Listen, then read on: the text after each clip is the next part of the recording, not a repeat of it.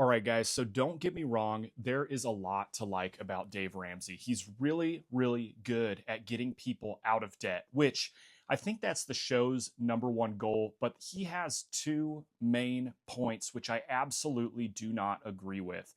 Number one, buying a car, and number two, buying a house. And I'll get more into, I guess, into depth on what I mean about each of those. But we need to start with some context. So, let's start with buying a car. Dave Ramsey has had this, I don't even know, I guess it's called a pillar that he likes to preach about do not buy a new car or a new ish car, especially when you're trying to get out of debt.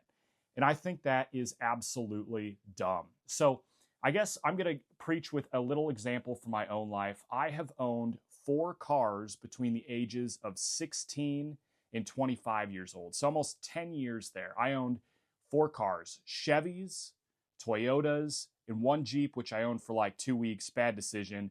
But regardless, Dave Ramsey's concept is aimed to make sure you're not paying these huge, I guess, car payments and interest payments while you're trying to get out of debt.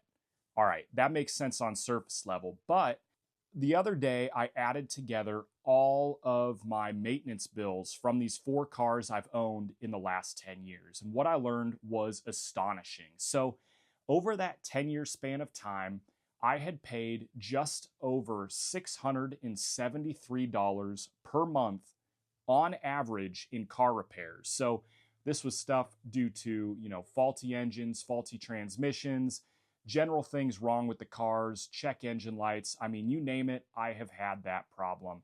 So $675 a month is not going to be on everybody's case. Some people might get lucky and get a really, really good car, but 90% of the time, you are going to get a lemon of a car because I guess if you're following his principles and buying a $2,000 or $3,000 car, you're probably not going to get something very reliable. So what this gave me was time that I had to spend out of work, so I couldn't earn money because I couldn't get to my job because my car was broken down, plus, I guess, $673 a month in repair costs. So I guess to preface, this wasn't every single month me paying that exact amount. This is an average. So, I might go 4 or 5 months without any issue, but then the engine goes bad and all of a sudden I owe 4 grand on repairing it. So I guess my point of view, my perspective here is it makes much more sense to go down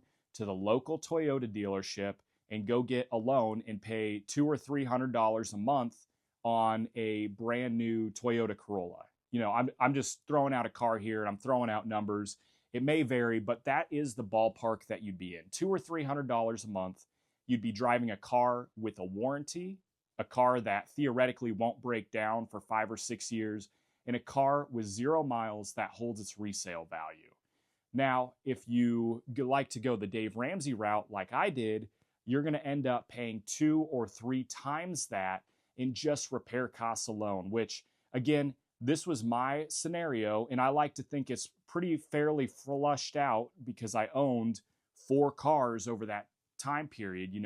Each car I was hoping I was getting into something a little bit more reliable, but each used car posed the same issues. So, number one, do not listen to Dave Ramsey on the buy a shitty used car policy.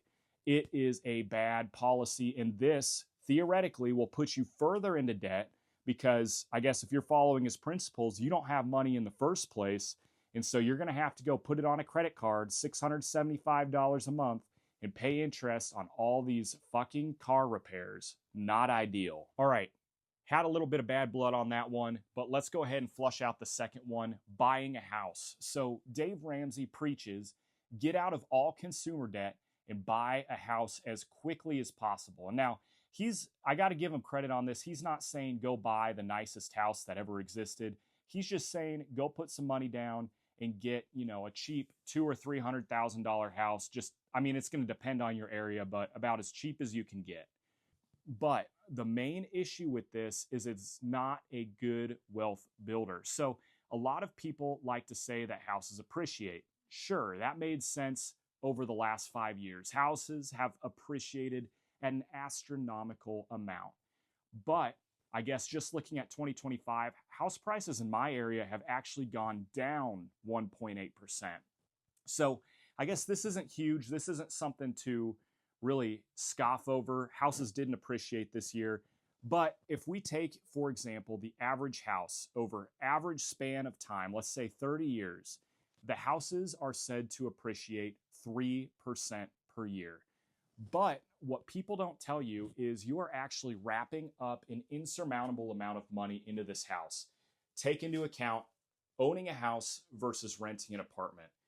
In a house, you're going to be owing a crap ton of money on random bullshit like repairs, especially if you're buying an older house. That's going to be about 5% of the house value per year.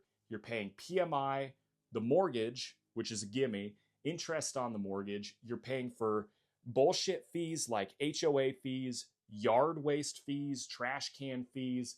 You're paying almost triple. I mean, it depends on the house, but you're paying almost triple in utilities such as water, such as heating and cooling, because you've got a bigger space. And, you know, there's always something that goes wrong. Your roof is destroyed, hail. I mean, there's tons and tons of costs that you will also be paying while owning a home. Now, just in my calculations, I've never owned a home and I stay away from it because my calculations show me that owning a home, all these bullshit expenses cost more, almost double than it would renting an apartment.